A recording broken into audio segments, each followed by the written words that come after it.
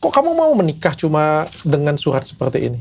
Aku pikir Kita nikah dibutakan itu. pakai buku nikah, ternyata cuma pakai surat doang. Pokoknya aku tanya terus buku nikahnya mana, dibilang nanti, gampang itu.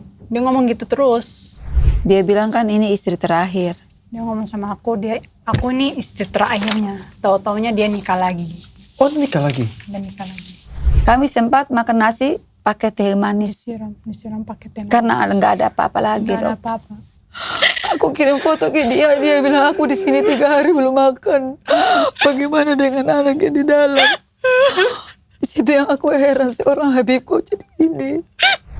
Karena saya dilantarin sama anak saya.